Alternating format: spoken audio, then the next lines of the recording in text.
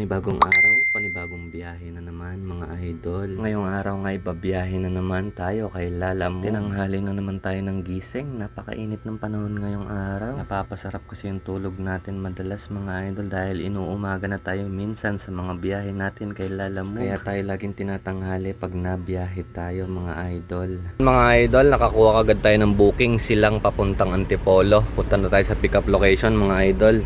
Andito na tayo sa pick-up location mga idol. Dito lang pala to sa may silang, sa may Sterling. At kinakargahan na nga tayo dyan mga idol. 60 bags lang pala na parang semento yung ikakarga sa atin. Nakiusap nga si client dyan mga idol na wag na natin sabayan. Mag-a-add na lang daw siya. Syempre mga idol, sino ba naman tayo para humindi? Pabor sa atin yun mga idol. Yun mga idol, papunta na tayo ng Antipolo.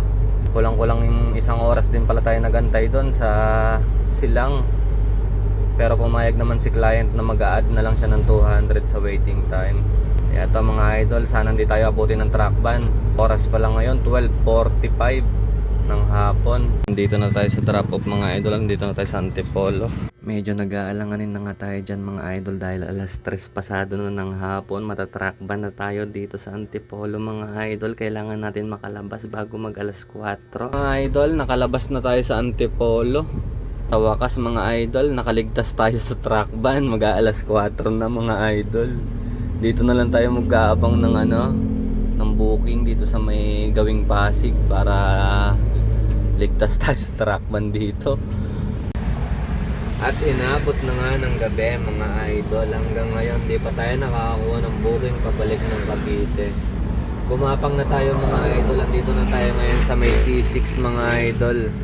Galing pa tayo ng Antipolo kanina. Hanggang ngayon hindi pa rin tayo nakakakuha ng booking. Padilim na mga idol Nalo ako, nakaalat ngayong araw. Hindi makakuha ng booking May mga booking man mga idol, pang L3 lang yung lumalabas. May nakuha naman tayong booking kanina mga idol. Kaso fake booking mga idol. Nakakayamot. Hindi mo malaman kung anong napapala ng mga ganong tao mga idol. Hindi naman sila nagkakapera sa ganon, pero bakit pa nila ginagawa yung ganong bagay? Yung papalipat ka ng booking. Wala ka namang papala dyan, Brad. Tigilan mo na yan. Baka karmahin ka pa sa ginagawa mo. Matakot ka na, idol. Alam ko yan mga idol, kapwa lalamog driver lang din yan mga idol. Ang lakas ng tama. Hindi matigil-tigil yung ganyang gawain nila. Mga idol, ang sexy ng babae mga idol Ayun mga idol Ay, awit mga idol. Wala talaga tayong nakuha ang backload pa uwi. Isipin nyo mga idol, alas 3:30 hanggang alas 7:30 ay wala pa rin tayo nakukuhang booking pabalik ng Cavite. Kaya ito mga idol, sa kakagapang ko paunti-unti, ito nainip na ako. Uuwi na tayo mga idol. Ala, ganun talaga ang buhay. Puro kasi fake booking yung na-swipe natin 2 beses mga idol. Panira ng araw Di ko malaman mga idol kung anong napapala nila sa ganun. Yung magbubook sila ng tapos tatawagan mo, hindi nasagot mga idol. Ay nako, grabing mga ngayon, daming loko-lokong tao talaga.